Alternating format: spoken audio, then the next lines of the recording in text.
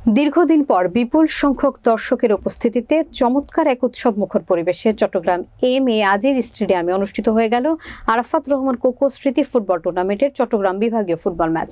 এতে টাইব্রেকারে জয় পেয়েছে সবুজ দল। বিস্তারিত দেখুন চট্টগ্রাম থেকে রুমেন চৌধুরীর পাঠানো প্রতিবেদনে।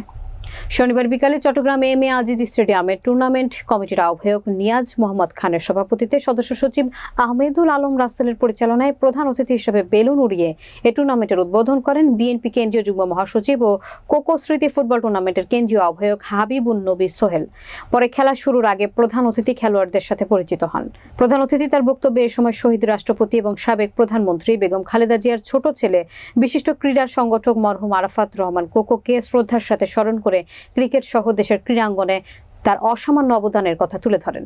নগর বিএনপি সদস্য সচিব নাজিমুর রহমানের সঞ্চালনায় এতে বক্তব্য রাখেন জাতীয় ফুটবল দলের সাবেক অধিনায়ক আমিনুল হক, বিএনপি চট্টগ্রাম বিভাগীয় সাংগঠনিক সম্পাদক মাহবুবুর রহমান শামীম, সহ সাংগঠনিক সম্পাদক হারুন রশিদ ও ব্যারিস্টার মীর মোহাম্মদ হেলাল উদ্দিন, শামসুল আলম, নগর আহ্বায়ক এরশাদুল্লাহ, আবুল হাশেম বক্কর, অ্যাডভোকেট আব্দুস সাত্তার সহ অন্যান্যরা। টুর্নামেন্ট উপলক্ষে আয়োজিত সাংস্কৃতিক অনুষ্ঠানে পরিবেশন করেন জাসাস শিল্পীরা দলীয় সঙ্গীত এবং এছাড়াও স্টেডিয়ামে উপস্থিত হাজারো দর্শকের মাঝে জনপ্রিয় গান পরিবেশন করেন এবং আনন্দে মাতিয়ে রাখেন দেশের জনপ্রিয় কণ্ঠশিল্পী মিলা। টুর্নামেন্টে চট্টগ্রাম পর্বে আয়োজিত এই ম্যাচ নির্ধারিত সময়ে গোলশূন্য ড্রতে শেষ হলে খেলা গড়ায় টাইব্রেকারে। তাতেই ফলাফল নির্ধারণ করা হয়।